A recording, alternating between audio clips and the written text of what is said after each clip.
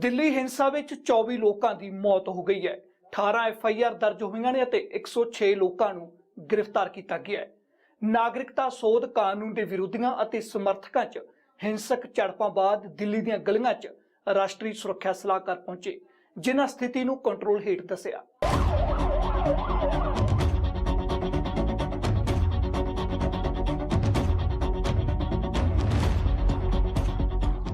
दिल्ली विच नागरिकता सोध कानून के विरोधी और समर्थकों च हिंसक झड़पों बाद मौतों का आंकड़ा 24 तक पहुंच गया।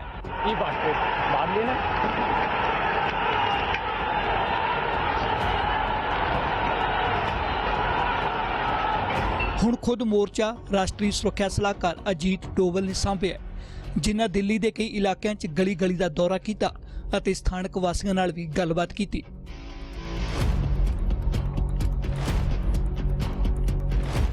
बिल्कुल सर, मैं इस इलाके में आया जी सर, सबसे मिला, गलियों में भी गया, लोगों के घरों में भी गया, आप लोग भी साथ थे। लोगों के अंदर में एक ज़हती है, एकता की भावना है, कोई दुश्मनी नहीं है। कोई 2, 4, 10 क्रिमिनल्स इस तरह का काम करते हैं, उनको लोग अलग करने की कोशिश कर रहे हैं। दोनों कम्युनिटी के लोग, सब लोग इसके साथ में वो हैं और यहाँ पर पुलिस बिल्कुल तैनात है, बिल्कुल अलर्ट है और बड़ी मुस्तैदी के साथ अपना काम कर रही है। ये इंतजामिया की जिम्मेदारी है कि हर एक को महफूज रखे, हर एक की सलामती की जिम्मेदारी ले। हम HM साहब ने इसका वो किया है और HM साहब ने हम सबको यहाँ पर भेजा है कि हम सब जाएं और PM साहब और HM साहब की हुक्म के मुताबिक हम लोग उसकी तामील कर रहे हैं। यहाँ पर हम चाहते हैं कि यहाँ पर बिल्कुल अमन हो जाए और इंशाअल्लाह यहाँ पर बिल्कुल अमन होगा।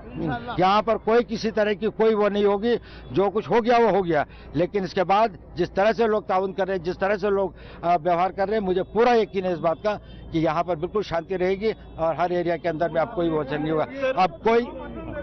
अब यह है कि मेरा मैसेज यही है कि हर एक आदमी जो अपने देश को प्यार करता है, वो अपने समाज को भी प्यार करता है, वो अपने पड़ोसी को भी प्यार करता है, वो अपने घर को भी प्यार करता है। अगर उसे प्यार करना है तो उन्हें अपने उन सब लोगों के साथ में एक बड़ी एकता के साथ में, एक सहानुभूति के साथ में, एक समरसता के साथ में जीने का प्रयत्न करना चाहिए और एक दूसरे की समस्याओं को बढ़ाने का नहीं, उन्हें सुलझाने की कोशिश करनी चाहिए। इस दौरान स्थानक वासियों ने राष्ट्रीय सुरक्षा सलाहकार अगे अपना हालिया बयान भी किया। मैं ये बोलना चाह रही हूँ, यार जो भी हो रहा है सर, हम रातों को सो नहीं पा रहे, we are not feeling safe sir, please let me complete sir. यहाँ पे इतना अनकंफर्टेबल फील होने लगा है सर। मैं I am a student sir, मैं पढ़ने नहीं जा पा रही हूँ। This is very hilarious here sir. हमारे जो भाई हैं सर यहाँ पे जो रहते हैं, वो हमें प्रोटेक्ट कर रहे हैं सर यहाँ पे सर, प्लीज। और एंड सर प्लीज सर, यहाँ उन लोगों की दुकानें जलाई गई हैं सर। सर गरीबों का इतना लॉस हो रहा है sir. Police are not protecting there sir, we are not safe their own home sir. Sir we are not fighting with two धार्मिक लोग सर, बट सर यहाँ पर सर प्लीज सर, मैं यहाँ सुन भी लिया और समझ भी लिया। सर मैं सिर्फ आपसे told to me by others also, and I've assured them that you don't have to worry. It is a responsibility of the government, it is a responsibility of the police, and everybody will stand up to the responsibility. नहीं अपना काम कर रही है sir, please करेगी। Don't their own job sir. आप इत्मीनान रखें। Okay. There is some strong step for us Okay. sir. Okay. We are believe you sir. Okay. Thank you for coming sir. Thank you very much. इस तो पहला अजीत डोवल ने दिल्ली के police commissioner Amulya Patnaik नाल meeting करके स्थिति का जायजा लिया। पुलिस कमिश्नर ने भी स्थिति नूं कंट्रोल हेठ दस्सिया। अभी का स्थिति बिल्कुल नॉर्मल है। आप देख भी रहे हैं कि लोग बाग काफ़ी सड़क पे आ भी गए हैं, काफ़ी रोड्स खुल भी गए हैं। कल कुछ जो लोग बैठे थे जाफराबाद में सिट इन में, वो भी यहाँ से उठ गए हैं, तो उसको ध्यान में रखते हुए काफ़ी कुछ नॉर्मल सी आ चुकी है। बाकी हमारे सीनियर अफसरान जितने सेंसिटिव एरियाज़ हैं, ज़्यादातर इनसाइड लेन्स वगैरह में, उसको भी आज बिल्कुल डोमिनेट किया जा रहा है। अभी नॉर्थ ईस्ट डिस्ट्रिक्ट में आपने खुद ही देखा होगा, to a large extent normalcy has returned.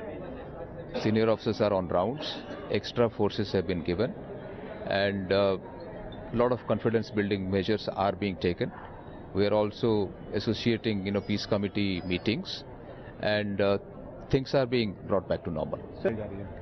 You would realize that many of these incidents have taken place in deeper lanes inside, where as and when the call came, the police responded very promptly.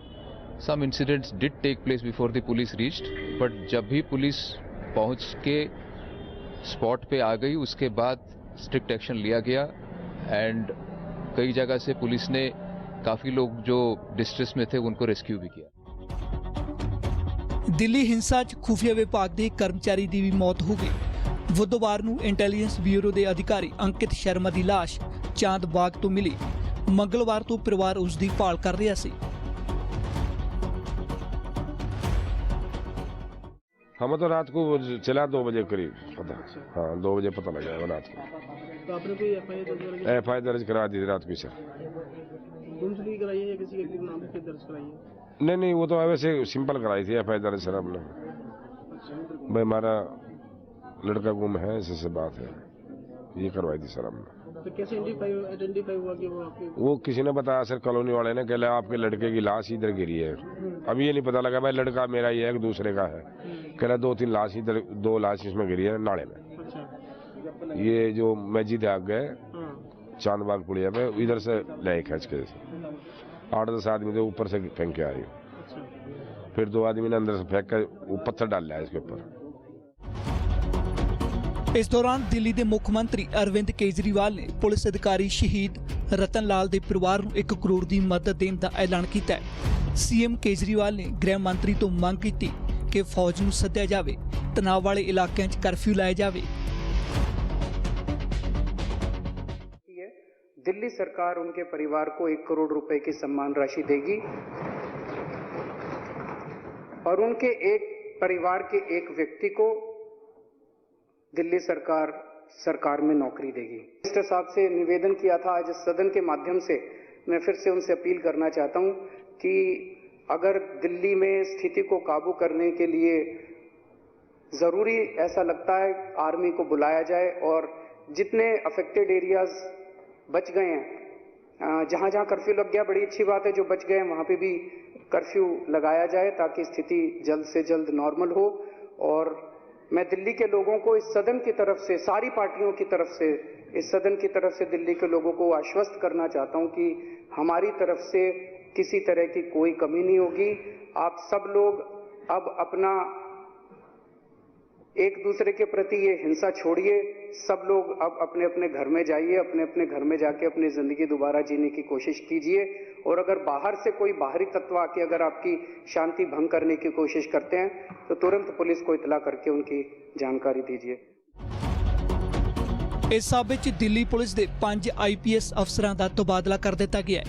मांग हो रही है कि हिंसा के जिम्मेवारों खिलाफ कार्रवाई होवे, चाहे पुलिस की ढिल होवे जां फिर सियासी लीडरां दी बयानबाजी। कपिल मिश्रा साहब को किन उनके लीडर्स ने उधर जाफराबाद भेजा था, ट्रकों में पत्थर ले जाके, और हमारे पास सबूत है सब चीजों के, और हथियार ले जाके और हमले कराए थे जो दलित कम्युनिटी के लोग हैं उनके ऊपर भी और मुस्लिम कम्युनिटी के लोगों के ऊपर भी। क्यों कराए थे हमले?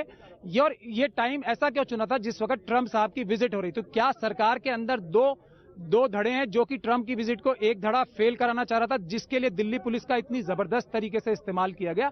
यह है इन्वेस्टिगेशन का विषय, जो कि हमारी जो FIR दर्ज हुई है उसमें हम ये भी एक बहुत, जो हमने कंप्लेंट्स की हैं पुलिस को, उसमें ये भी महत्वपूर्ण विषय हम पूरी ताकत से इन्वेस्टिगेशन के लिए लगाएंगे। नहीं, बार इसको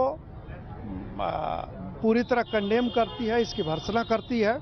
हिंदुस्तान का बार, हिंदुस्तान का वकील ऐसी इंसिडेंट्स को और ऐसी घटनाओं को, हिंसक घटनाओं को कभी बर्दाश्त नहीं कर सकता है। जो कुछ शाहीन बाग में हो रहा है, जो कुछ अभी भजनपुरा या अन्य इलाकों में दिल्ली के हुआ, वो असह्य है। इस देश की जनता ऐसे चीज़ को टॉलरेट नहीं कर सकती है। 17 लोग मर गए, अभी कितने मरेंगे और कितने घायल हो गए, पुलिसकर्मी भी घायल हुए। तो ऐसी घटनाओं की हम तीव्र निंदा करते हैं। प्रधानमंत्री नरेंद्र मोदी ने ट्वीट करदियां शांति की अपील की है। प्रधानमंत्री ने दस्सिया कि दिल्ली के ਵੱਖ-ਵੱਖ हिस्सों च हालात का जायजा लिया जा रहा है। पुलिस और होर एजेंसियां छेती तो छेती हालात ते काबू पाउण दे लई काम कर रही ने।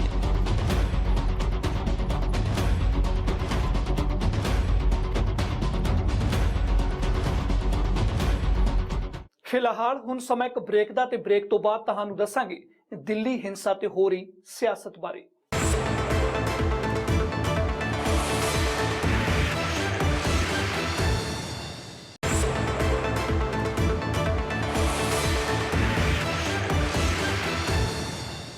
कई दिनों तो चल रही दिल्ली ते सियासत भी शुरू हो गई है।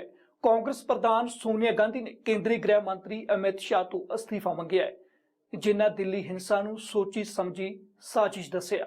जवाब बीजेपी ने भी दिता है।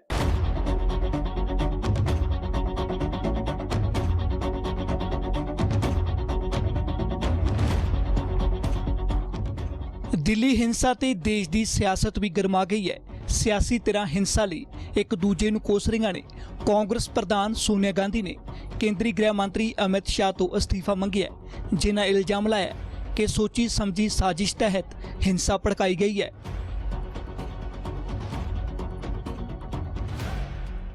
पूरी स्थिति को देखते हुए कांग्रेस कार्य समिति का मानना है कि दिल्ली में मौजूदा स्थिति के लिए केंद्र सरकार खास तौर से गृह मंत्री जिम्मेदार है। फौरन तौर से जिम्मेदारी लेते हुए गृह मंत्री को अपना इस्तीफा देना चाहिए।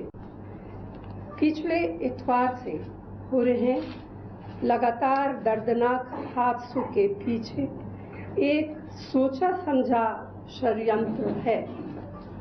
इस साजिश को देश ने दिल्ली के चुनाव के दौरान भी देखा। भारतीय जनता पार्टी के अनेक नेताओं ने भड़काऊ भाषण देकर डर और नफरत का माहौल फैलाया। एक ऐसा बयान एक भाजपा नेता के द्वारा पिछले इतवार को भी दिया गया, जब उसने दिल्ली पुलिस को 3 दिन का अल्टीमेटम देते हुए कहा कि 3 दिन बीतने के बाद हमें कुछ नहीं कहना। इतवार की रात से कितनी पुलिस फोर्स दंगों वाले इलाके में लगाई गई, जब ये साफ था, बिल्कुल साफ था कि दंगे और ज्यादा फैलने वाले हैं। नंबर 5, जब दिल्ली में हालात बेकाबू हो गए थे तो पुलिस का कंट्रोल नहीं बचा था, तो ऐसे में और सेंट्रल पैरामिलिट्री फोर्सेस क्यों नहीं बुलाया गया। कांग्रेस नूं जवाब बीजेपी ने भी दिता है, जिन्हें दस्सिया कि गृह मंत्री अपनी जिम्मेवारी बाखूबी निभा रहे ने। कांग्रेस सिर्फ हिंसा ते सियासत कर रही है।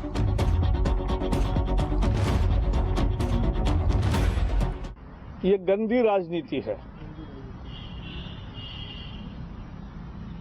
ये ऐसे हिंसा का राजनीतिकरण करना, ये एकदम ही गलत रास्ता है और यही कांग्रेस की नीति होती है। वो पूछ रहे कि अमित शाह कहाँ थे। अमित शाह ने तो कल सभी दलों की बैठक ली, कांग्रेस के नेता भी उसमें मौजूद थे। आम आदमी पार्टी के मुख्यमंत्री और बाकी भी नेता मौजूद थे। पूरा जायजा लिया स्थिति का और लगातार गृह मंत्री दिल्ली में और जहां भी है वहां से लगातार काम करते रहे। पुलिस को उनका मनोबल भी बढ़ाते रहे और उनको डायरेक्शंस भी देते रहे। लेकिन कांग्रेस की ऐसे टिप्पणियों से पुलिस का मनोबल गिरता है। वो जिस तरह से राजनीति कर रहे हैं, इससे पुलिस के मनोबल पर प्रभाव होता है विपरीत। और इसलिए हम अभी भी अपील करेंगे कि इस पर राजनीति ना करें। सबका एकमात्र अभी काम है कि हिंसा पूरी तरह से रुके और एक शांति स्थायी हो। चर्चा के लिए तो संसद का सत्र है। बाकी सियासी तरह भी केंद्र दी मोदी सरकार नूं दिल्ली हिंसा लई कोस रहीआं ने। 13-14 लोगों की जान, अभी जो आंकड़ा आ रहा है 20 लोगों की मौत हो चुकी है। हिंदू मारे जा रहे हैं, मुसलमान मारे जा रहे हैं, पत्रकारों को पीटा जा रहा है, पुलिस वाले की जान चली गई, दुकान जलाया जा रही है, धार्मिक स्थल जलाए जा रहे हैं, घर जलाए जा रहे हैं। और ऐसी स्थितियों के बावजूद सेना को लगाने की जरूरत है, नहीं किया गया अब तक। आज मुख्यमंत्री जी ने मांग की है, जो बाकी इलाके कर्फ्यू लगाने की मांग हमने उसमें की कि जो बाकी हिंसाग्रस्त इलाके हैं वहां पे कर्फ्यू लगाया जाए, जो बॉर्डर है उसको सील किया जाए। हम पहले दिन से कह रहे हैं, तो ये काम करना होगा। अरविंद केजरीवाल जी ने दिल्ली सरकार के अधिकारियों के साथ मीटिंग की, विधायकों के साथ मीटिंग की, एलजी साहब के साथ मीटिंग की, गृह मंत्री के साथ मीटिंग की, बापू की समाधि पे जाके प्रार्थना की, पीड़ित लोगों से जाके मुलाकात की। अपनी ओर से पूरी रात कल जगे रहे, अपनी ओर से जितना प्रयास हमसे बन रहा हम कर रहे हैं। हम हिंसा नहीं चाहते, हम दिल्ली को बचाना चाहते हैं हर हालत में। दिल्ली में एनएसए रहता है ना, दिल्ली में होम मिनिस्टर का ऑफिस है, एमएचए का ऑफिस है। क्यों नहीं जाते होम मिनिस्टर अमित शाह उन इलाकों पे जहां पर मस्जिद पर हमला हुआ, जहां पर ये तमाम खत्लो गारत गिरी हुई? आप इलेक्शन कैंपेन में 4-4 दिन दिल्ली में गुजारेंगे होम मिनिस्टर के तौर पर? जाइए ना, देश का सवाल, अब तो इलेक्शन नहीं है। आज आप होम मिनिस्टर होने का सबूत दीजिए ना। ये नाकामी सरकार की है, ये नाकामी होम मिनिस्ट्री की है कि वो इस दंगे को रोकने में नाकाम साबित हुए। पूरी जिम्मेदारी उन पर आयद होती है। जो लोग आज मरे हैं इसकी जिम्मेदार बीजेपी है, क्योंकि उनके एक्स एमएलए ने डीसीपी के साथ खड़े होकर वो बयान दिया और दिल्ली की पुलिस मिली भी है। इसीलिए मैं फिर से दोहरा रहा हूं, आर्मी को लाइए वहां पर, आर्मी को उतारिए, नहीं रुकने वाला है। बहुत ज्यादा नुकसान हुआ है, बहुत जानें गई हैं, एक इंसानियत का नंगा नाच वहां पर हुआ है। और अफसोस की बात है, अगर कोई इन लोगों में कुछ हया बाकी है तो कुछ करिए, रोकिए इसको। आप इस तरह से नहीं करिए। ये 2002 नहीं है, ये 2020 है। ये दरअसल दिल्ली हिंसा की सियासत ते चोणां समय बीजेपी लीडरां वल्लों नागरिकता सोध कानून के खिलाफ शाहीन बाग नूं लैके दिते गए बयान, उस तो बाद हुण पिछले दिनी बीजेपी लीडर कपिल मिश्रा का बयान। दिल्ली में आग लगी रहे, ये यही चाहते हैं, इसीलिए इन्होंने रास्ते बंद किए, इसीलिए दंगे जैसा माहौल बना रहे हैं। हमारी तरफ से एक भी पत्थर नहीं चलाए। सीसीपी साहब हमारे सामने खड़े हैं। मैं आप सबके बिहाफ पे ये बात कह रहा हूँ, ट्रंप के जाने तक तो हम शांति से जा रहे हैं, लेकिन उसके बाद हम आपकी भी नहीं सुनेंगे अगर रास्ते खाली नहीं हुए तो। ठीक है, आज जब तक रास्ता खाली करवा रहे हैं, ट्रंप के जाने तक आप जाफराबाद और चांदबाग खाली करवा लीजिए, ऐसी आपसे विनती कर रहे हैं। उसके बाद हमें रोड पे आना पड़ेगा। ਹੁਣ ਜਦੋਂ ਇਸ ਬਿਆਨ ਬਾਰੇ बीजेपी लीडर ਅਤੇ केंद्रीय मंत्री प्रकाश जावड़ेकर तो पूछा गया तो उन्हें मामला कोर्ट च दस के पल्ला झाड़ लिया। नहीं, आज ज्यादा सवाल नहीं है। एक मिनट, एक मिनट। अरे वो जो मैटर अभी कोर्ट में है उस पर मैं अभी चल रही है सुनवाई, होने दो, फिर हम बाद में बताएंगे। हालांकि दिल्ली हाई कोर्ट ने आदेश दिता है कि भड़काऊ बयान देने वालों खिलाफ FIR दर्ज होवे। इस सब विच सियासत जोरां ते है। कांग्रेसी वर्करां ते लीडरां ने प्रियंका गांधी की अगवाई च गृह मंत्री अमित शाह की रिहाइश तक रोस मार्च करने की कोशिश की, पर पुलिस ने उन्होंने रस्ते च ही रोक लिया।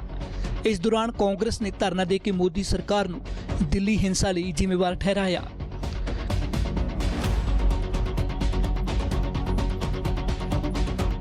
हुण रुकदे एक होर छोटे जिहे ब्रेक लई।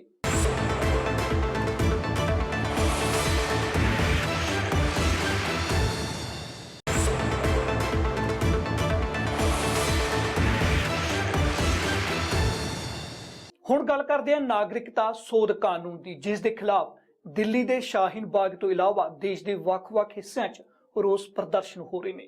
ਮੋਦੀ ਸਰਕਾਰ ਦਾ ਨਾਗਰਿਕਤਾ ਸੋਧ ਕਾਨੂੰਨ ਹੈ ਕਿ ਅਤੇ ਵਿਵਾਦ ਕਿਉਂ ਹੈ?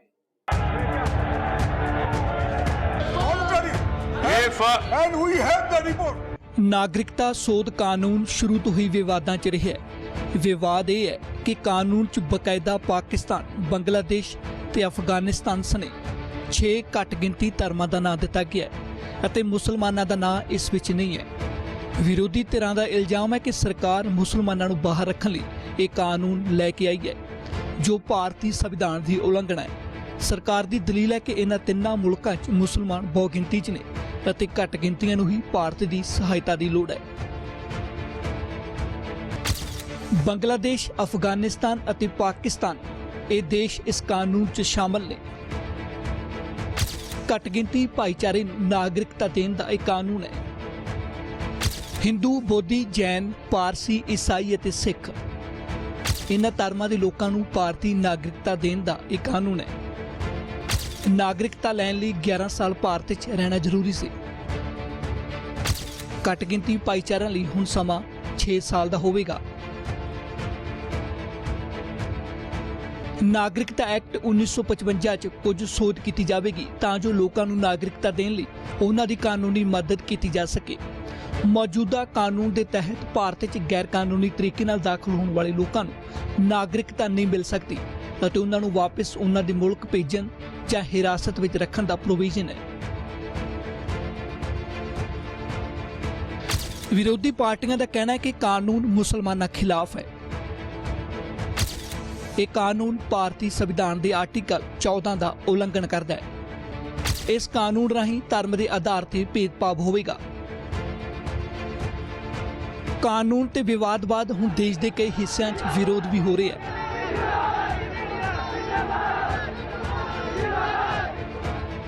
ਦਿੱਲੀ, ਉੱਤਰ ਪ੍ਰਦੇਸ਼, ਮੁੰਬਈ 'ਚ ਵੱਡੇ ਪੱਧਰ ਤੇ ਰੋਸ ਪ੍ਰਦਰਸ਼ਨ ਹੋ ਰਹੇ ਨੇ।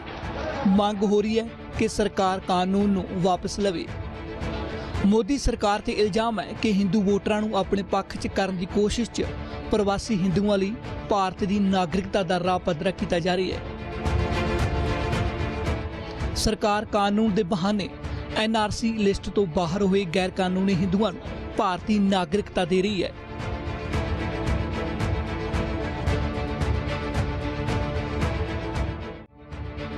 ਦਰਅਸਲ ਮੋਦੀ ਸਰਕਾਰ ਪਿਛਲੇ ਕਾਰਜਕਾਲ 'ਚ ਵੀ ਇਹ ਬਿੱਲ ਲੈ ਕੇ ਆਈ ਸੀ। ਬਿੱਲ ਲੋਕ ਸਭਾ 'ਚ ਪਾਸ ਹੋ ਗਿਆ ਸੀ, ਪਰ ਰਾਜ ਸਭਾ 'ਚ ਸਰਕਾਰ ਬਿੱਲ ਨੂੰ ਪਾਸ ਨਹੀਂ ਕਰਵਾ ਸਕੀ ਸੀ ਕਿਉਂਕਿ ਇੱਕ ਹੀ ਸਰਕਾਰ ਦੇ ਕਾਰਜਕਾਲ ਦੌਰਾਨ ਇਹ ਬਿੱਲ ਦੋਵੇਂ ਸਦਨਾਂ ਤੋਂ ਪਾਸ ਹੋ ਕੇ ਰਾਸ਼ਟਰਪਤੀ ਦੀ ਮਨਜ਼ੂਰੀ ਲਈ ਨਹੀਂ ਪਹੁੰਚ ਸਕਿਆ ਸੀ। ਇਸ ਲਈ ਇਸ ਬਿੱਲ ਨੂੰ ਮੁੜ ਲਿਆਂਦਾ ਗਿਆ, ਜੋ ਹੁਣ ਕਾਨੂੰਨ ਬਣ ਚੁੱਕਿਆ ਹੈ। ਹਾਲਾਂਕਿ ਕਾਨੂੰਨ ਖਿਲਾਫ ਸੁਪਰੀਮ ਕੋਰਟ 'ਚ ਸੁਣਵਾਈ ਵੀ ਚੱਲ ਰਹੀ ਹੈ।